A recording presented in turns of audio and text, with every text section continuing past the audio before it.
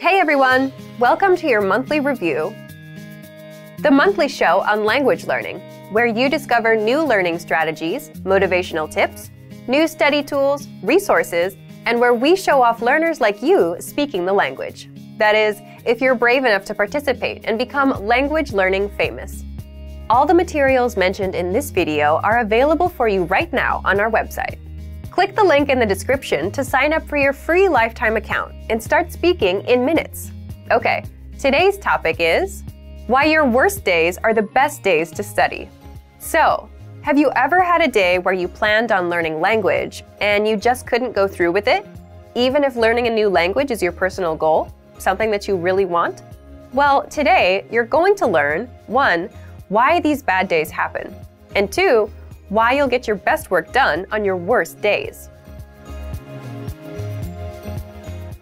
Let's start. Why bad days happen with language learning.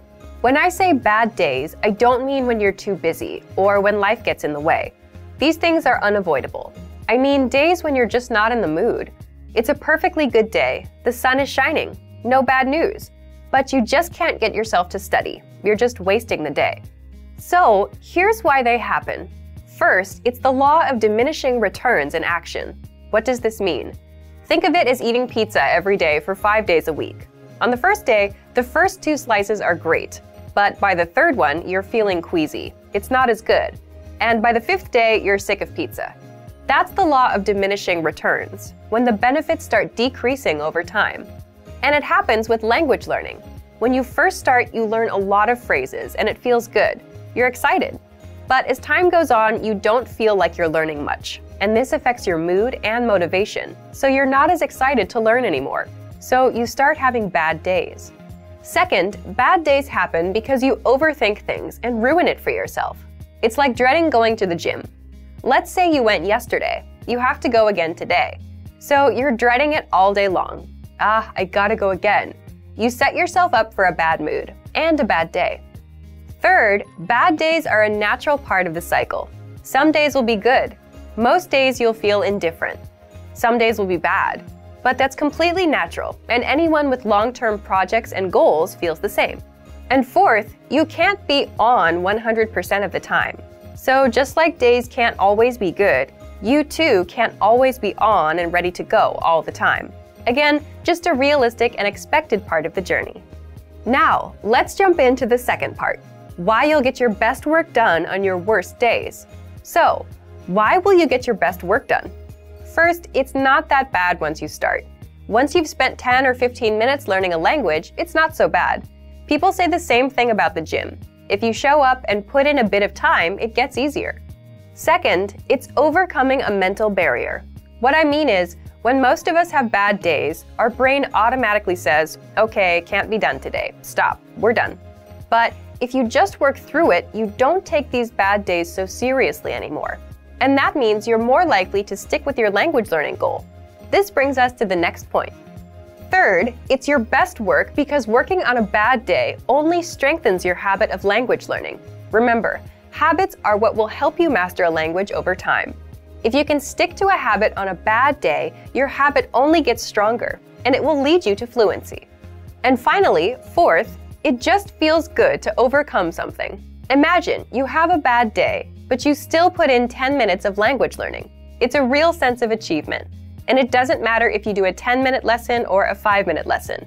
The fact that you made some progress on a bad day will give you the motivation you need to keep going. Now, speaking of lessons, here are this month's new lessons and resources. First, the Best of 2018 Language Learning Cheat Sheets. If you want to get access to all of our conversation cheat sheets that we sent out this year, here's your chance. Download this PDF bundle right now. Next, the brand new Supermarket Cheat Sheet. With this cheat sheet, you'll learn must-know shopping phrases and vocab for meats, vegetables, and all products that you'll find in a supermarket. And finally, the most common adjectives. If you're a beginner and don't yet know these adjectives, then this is a perfect chance to boost your vocabulary. This 1-minute lesson will get them stuck in your head, guaranteed. To get these free lessons and resources, just click the link in the description below. All right, everyone. Now we're asking you to submit a video or audio file of yourself speaking the language. If you do, you'll win 3 free months of access to our learning program, which includes your very own teacher. Here's the challenge for you. Yes, everyone watching this. Record a 30-second to 1-minute video or audio clip. Introduce yourself in the language. Share your name, where you're from, and why you're studying this language. And you'll win a 3-month Premium Plus subscription. To submit, click on the link in the description. Sign up for your free lifetime account. Then, fill out the form. Attach the audio or video file, and press submit. We may feature you in next month's episode, so a lot of learners will see you and your progress, and will hopefully get inspired to improve and master the language. To submit a recording, click the link in the description and follow the instructions on the page. So thank you for watching this episode of Monthly Review. Next time, we'll talk about how to set achievable language learning goals and resolutions. In the meantime, submit your recording if you're brave. Like and share this video, and leave a comment to tell us what language learning tactics you'd like us to talk about. See you next time. Bye!